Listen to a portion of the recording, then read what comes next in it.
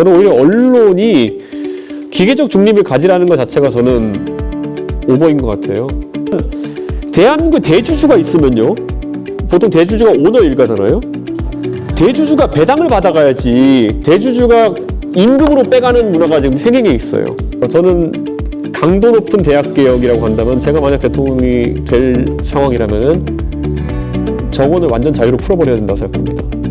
주류 언론에 대한 불신과 뉴미디어 언론의 급부상 속에서 우리는 언론 매체를 바람직하게 수용하기 위해 어떠한 태도를 취해야 할까요?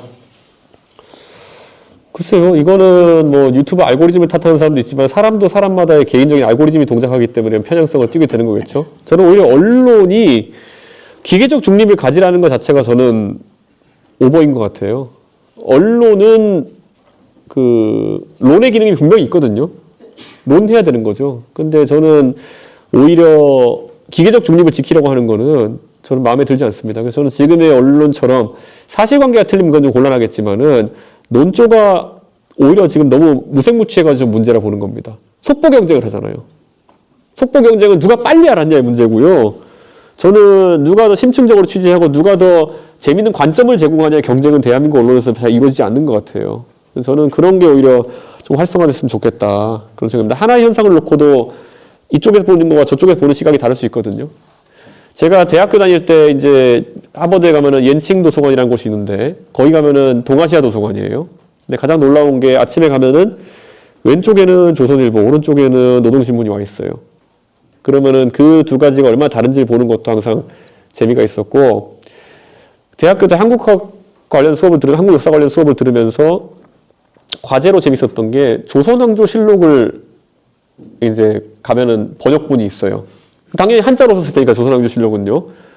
대한민국에서 번역한 게 있고 북한에서 번역한 게 있어요. 완전 다릅니다. 예. 무미건조하게 번역 안 해요. 왜냐? 북한 사람들은 세종도 별로 안 좋아합니다. 왜냐면 봉건 왕조의 왕이기 때문에 그가 행한 것들 중에서 부정적으로 묘사할 건 부정적으로 묘사하거든요. 그러니까 저는 그게 언론의 역할이어야 된다 보거든요. 무미건조한데 통신사 역할을 하는 곳들은 한두 군데 있어야겠지만은 나머지는 론의 기능을 강화했으면 좋겠습니다. 예. 그게 좀 정치인이랑 주고받는 것도 있어야 되고, 한겨레랑 경향에서 저 한 달에 한 번씩 까는 칼럼 썼거든요. 그럼 저도 페이스북에 까는 거죠. 뭐 이런 걸 썼냐고. 예. 맨날 이준석이 혐오하고 맨날 이준석이 갈라치겠다는데, 예. 무슨 소리냐. 예. 그런 게 주고받는 게 있어야 오히려 건전한 언론 문화가 형성될 것이다, 이렇게 봅니다. 지금은 어떻게 했냐면요, 뭐 쓴 다음에 내가 반박하잖아요. 그러면은 전사적으로 부글부글 끓어오릅니다.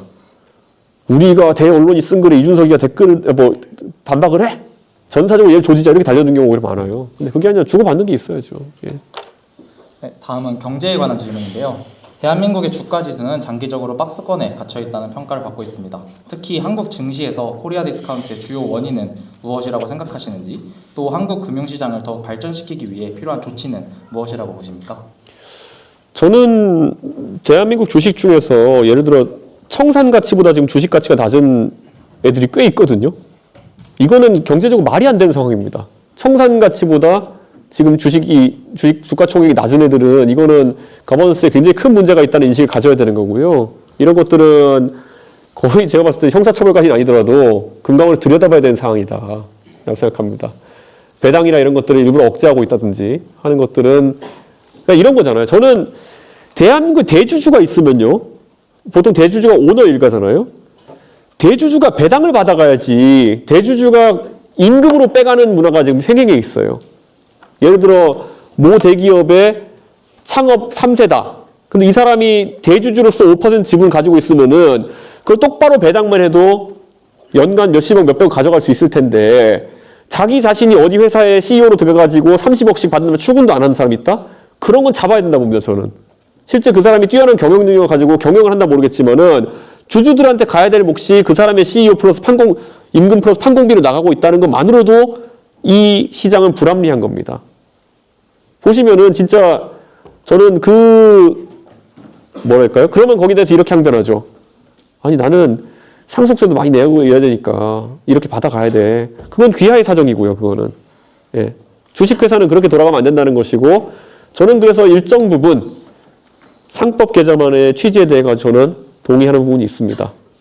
주주의 이익을 최우선시 놓고 경영돼야 되는 게 주식회사인 것이지 저는 그 다른 어떤 핑계를 갖다 붙여도 저는 그런 식으로 지금 보면은 모 기업에서 뭐 물적 분할로 인해 가지고 주주들에게 큰 피해를 입히고 이런 것들이 뭐 당연한 경영 승계를 위한 기술인 것처럼 이렇게 보여지고 있는데 그건 아니죠. 그거는 아마 쌩쌩할 때 윤석열 검사가 계셨으면 다 잡아놨을 겁니다.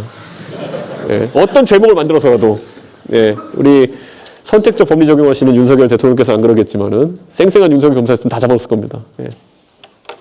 네, 다음은 교육에 관한 질문입니다. 배움을 나누는 사람들 대표교사 활동으로도 알 수 있듯 의원님께서는 교육에 많은 관심을 가지고 계신 것으로 알고 있는데 저출산으로 인한 인구 감소 등 많은 변화가 현재 필요한 것 같습니다.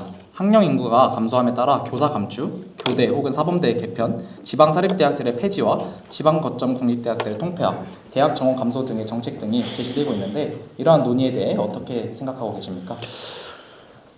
작년에 제가 작년에 그때도 강연하러 왔을 텐데, 제 친구한테 점심 좀 먹자 그래가지고, 차 한잔 마시자 그래가지고, 제 친구가 서울대 이제 수리과학과 교수로 있어가지고, 그때 마침 얘기를 하다가, 야, 이거 그런데, 의대 직원되고 이러면은, 서울대도 이제 자연대 공대에 이제 이공계 2등급부터 들어오는 거냐 이랬어요, 제가. 왜냐면 대한민국에 지금 학령 인구가 좀 있으면 25만 명 정도로 줄어들고 그러면은 예를 들어서 60% 정도가 이과라 치면은 한 15만 명 되잖아요. 그러면 4% 끓으면 어떻게 됩니까? 6천 명이잖아요. 그럼 의대에서 5천 명 까고 그다음에 한의대, 치대까지 하면 6천 명 까고 시작하면은 이제 서울대 자연대 공대 2등급부터거든요. 그럼 너는 그걸 어떻게 생각하느냐라고 하는데 거의 발작하죠, 이제. 네, 발작하죠. 이제 이걸로 이제 물론 이번에도 보면은 그 수능 되게 잘 보신 분이 수력하고 이랬던데 그렇다면 그냥 봤을 때 일반적으로 통계적으로 그렇게 나올 가능성이 있는데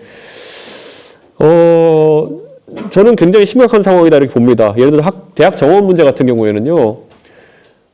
저는 강도 높은 대학 개혁이라고 한다면 제가 만약 대통령이 될 상황이라면은 정원을 완전 자유로 풀어버려야 된다고 생각합니다. 예. 제가 하버드 다닐 때 가장 좋았던 것이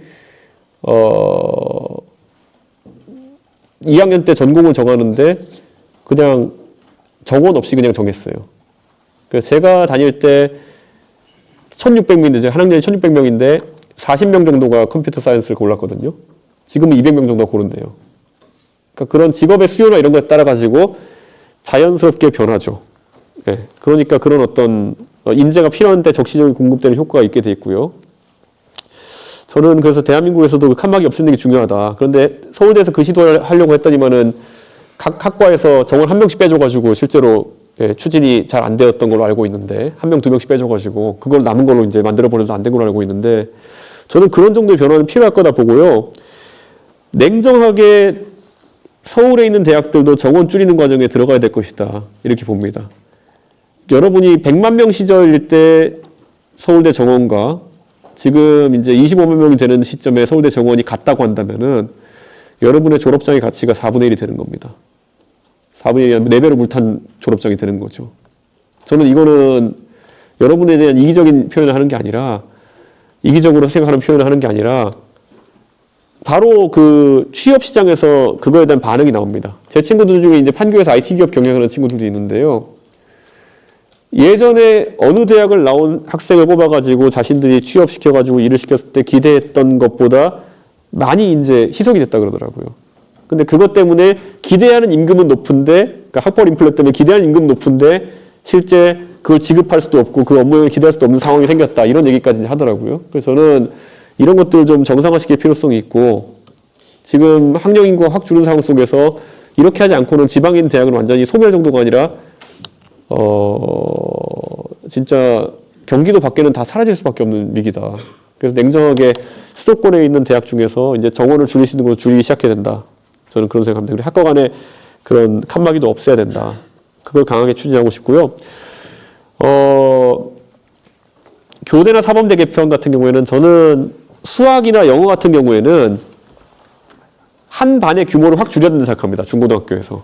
수학이나 영어 같은 경우에는 한 반에 거의 5명, 6명 정도의 학생들만 가르치는 반으로 재편해야 된다. 저는 그런 생각합니다. 제가 수학을 가르치는 교육봉사활동에서 그런지 모르겠지만은, 정말 수학은 뒤처지면 따라갈 수가 없는 학문이고, 그리고 이 중학교 2학년 때 사실상 수학 포기자가 된 사람들이 고등학교 때까지 수업에 앉아있는 것 자체가 그 시간 낭비입니다. 그 전에 다시 제궤도로 올라갈 수 있게 소규모 분반 수업을 해야 된다는 게 제 인식이고, 이거는 수준별 이동 수업을 하지 않으려면 그렇게 해야 되는 겁니다. 그게 만약 낙인 찍기나 이런 것 때문에 어렵다고 한다면. 그리고 저는 진보적 교육관 중에 반대하는 것이 뭐냐면, 낙인 찍기라는 이름으로 웬만한 평가를 하지 못하게 하는 것에 대해서 굉장히 저는 반대의식을 갖고 있습니다. 지금 전국 단위 일제고사 성취도 평가 같은 것들이 지금 되지 않고 있기 때문에 실제 어느 학교에서 어떤 교육의 문제점이 발생하고 있는지를 파악하기가 너무 어렵습니다. 정치권에서. 예전 같으면은 2016년까지는 전국 단위 일제고사 성취도 평가로 중학교부터 평가를 했기 때문에 통계가 나왔어요. 예를 들어 상계동의 무슨 중학교는 그 기초학력 미달자가 몇 %다. 아직도 숫자 다 기억해 오면은. 예를 들어 상계동의 용화여고에 가면은 기초학력 미달자가 2.3% 정도 되고, 대치동에 가면 0.7%, 목동도 1. 몇 %, 남양주로 가면 14%, 다 기억 나오는 숫자가 다. 그런데 지금은 통계가 없으니까 대책을 세울 수가 없어요. 깜깜이 상태에서 그냥 입시에 돌입하게 되는 것이고, 내가 어느 정도 위치인지 모르는 상태에서 고등학교 가서 이제 모의고사 보면서 알게 되는 그런 상황이 발생하는 거죠.